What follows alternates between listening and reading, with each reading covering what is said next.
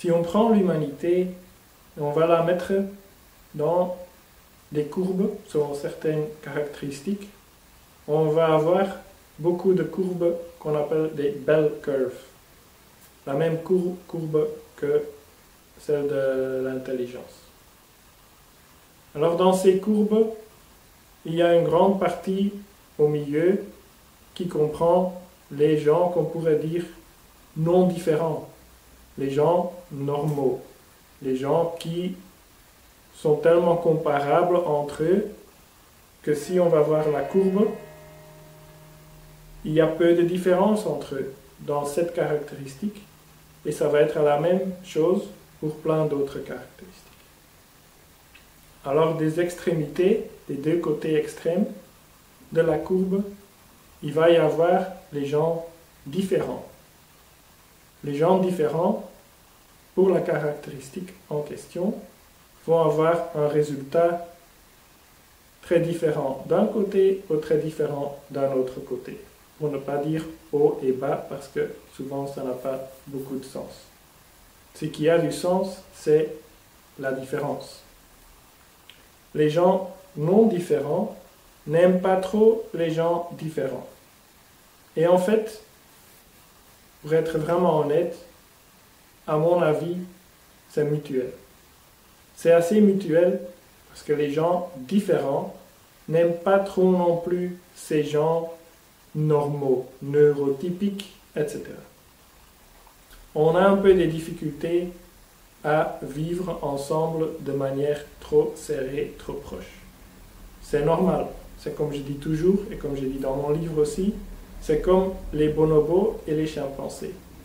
Si on mettrait ensemble dans un groupe, dans un zoo, des bonobos et des chimpanzés, ça serait catastrophique. Ils sont trop différents. Même si en superficie, il faut être un expert pour voir la différence superficielle, physiologique entre eux. Alors en parlant des différents, des gens qui sont des côtés, je crois qu'il faut réfléchir bien à leur situation.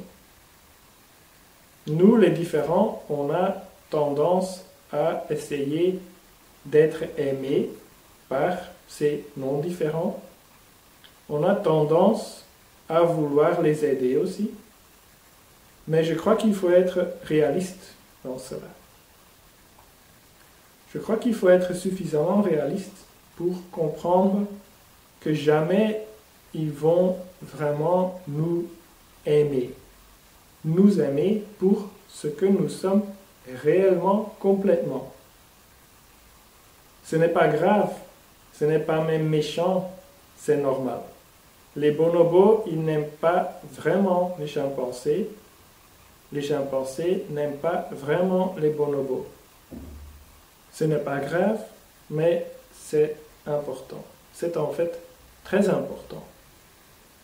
Pour nous, les différents, c'est très important de comprendre que probablement jamais les non-différents vont aimer profondément les différents. Et probablement, ça va être mutuel.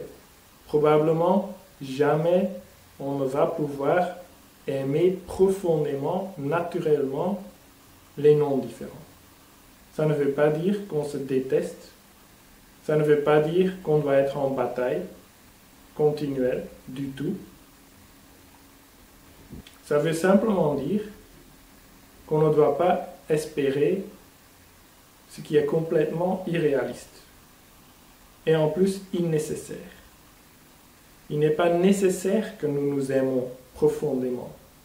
On peut être là, chacun en train de vivre sa vie et tout va bien. Pourtant, il y a plusieurs choses à prendre en compte. Une chose, c'est que ces non-différents, ils ont une relation assez bizarre avec ces différents et leurs différences. D'un côté, ils n'aiment pas trop la différence et les différents. Ça gêne, ça embête. Ça fout un peu la merde dans leur petite soupe conforme. D'un autre côté, ils adorent les résultats de cette différence. La plupart des non-différents, pour les appeler ainsi, sont par définition, bien sûr, incapables d'inventer quelque chose de vraiment différent. Ce qu'il y a, c'est là, ce n'est pas eux qui vont inventer la prochaine chose qui va changer un peu ou beaucoup leur monde. Ce n'est pas eux qui vont inventer un smartphone, ce n'est pas eux qui vont inventer un nouveau moteur, ce n'est pas eux qui vont inventer des nouveaux gadgets, ce n'est pas eux qui vont inventer les solutions pour les problèmes qu'ils causent partiellement eux-mêmes, ce n'est pas eux qui vont faire tout ça. Ce sont les différents qui font ça.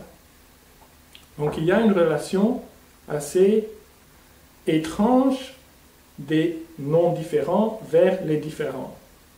D'un côté, ils n'aiment pas trop qu'ils sont là. D'un autre côté, ils adorent ce qui ressort de l'activité de ces différents pour eux utiliser. Cela vaut tant pour les consommateurs non différents, mais cela vaut aussi, par exemple, pour des managers, des CEO, des businessmen, des propriétaires d'entreprises, etc.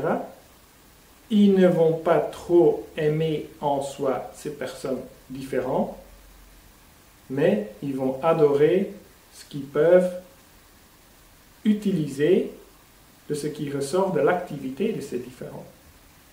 Et là, je crois, je sens pour moi-même, il y a un grand problème. Et c'est partiellement pour cela que j'ai appelé mon livre aussi « Moi, surdoué et révolté ». J'ai une sorte de révolte contre ça. Parce que je trouve que quelque part, c'est injuste. Et je trouve que quelque part, c'est aussi, oui, un peu con de la part de nous, les différents, les surdoués, etc., de jouer ce jeu comme on le joue maintenant. Il est là ou elle est là, monsieur ou madame non différent. On arrive chez eux, ils ne nous aiment pas trop, on sort quelque chose de notre poche qu'on a inventé, ils adorent, ils disent « Ah, merci, très bien, je te donne quelques miettes et maintenant retourne dans ton coin et invente la prochaine chose qui peut m'intéresser. »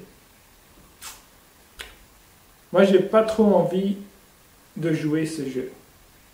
C'est en fait une sorte d'abus, si on veut. Et je ne vais pas consciemment participer à mon propre abus. Alors, qu'est-ce qu'on peut faire? Par définition, les non-différents, comme tout est réparti dans des bell curves, sont les plus nombreux. En soi, ce n'est pas grave. Il y a d'autres formes de vie qui sont très nombreux aussi. Et on n'a aucune interaction d'abus avec eux. Je crois que ce qu'il faut, c'est garder toujours dans la tête et jamais l'oublier qu'il y a cette relation un peu double. D'un côté, il y a une certaine tension qu'on ne va jamais résoudre, une certaine répulsion est un mot trop dur, trop intense, mais il y a une certaine distance entre ces non-différents et les différents qu'on ne va jamais pouvoir surpasser réellement. Ce n'est pas grave, comme je dis, c'est bien qu'un problème, mais il faut en être conscient pour ne pas se faire abuser. D'un autre côté, il faut aussi voir que les inventions qu'on sort de notre poche pour les donner ou partager avec les non-différents, ça peut être extrêmement dangereux de les partager avec eux. Nous, avec le cerveau qu'on a, nous inventons des choses que nous-mêmes comprenons. Par définition aussi, sinon on ne les inventerait pas. Par contre, quand on les donne à ces autres qui ne les ont pas inventés et qui ne peuvent pas les inventer, c'est aussi très naïf, très irréaliste et aussi très irresponsable en fait d'espérer d'eux qu'ils vont faire un usage intelligent et responsable de ces choses. Et si on y réfléchit bien, en fait, une énorme quantité de désastres dans le monde d'aujourd'hui sont le résultat de cette interaction naïve, irréaliste et irresponsable de la part des différents et matérialiste de la part des non-différents. Ils voient la chose, on leur met dans la main, ben bien sûr qu'ils la prennent. Pensons aux pesticides, pensons au plastique qui est partout, mais vraiment partout. Pensons aux milliers de blessés et de morts sur la route, dans des engins que la plupart de ces gens ne pourraient même pas de loin inventer, comprendre et donc non plus utiliser de manière responsable réellement. Pensons à plein de choses comme ça, plein de désastres comme ça, et réfléchissons d'où vient à la base le matériel, la technologie, etc. de cela. Cela va venir toujours de la tête et des mains des gens différents, mis dans les mains de ces non-différents. Alors il y a beaucoup à réfléchir là. Il y a beaucoup à prendre en compte, il y a beaucoup à révaloriser, et il y a surtout à comprendre que la majorité de ces différences ont une racine, ont une base très solide dans la biologie. Ce n'est pas simplement éducation, ce n'est pas simplement culture ou idéologie. Ces différences viennent à la base et restent des différences biologiques. Alors voilà des choses que je trouve qu'il faut vraiment réfléchir. Si vous avez des idées là-dessus, n'hésitez pas à les mettre dans les commentaires et réfléchissons ensemble aussi dans les prochaines vidéos. Salut!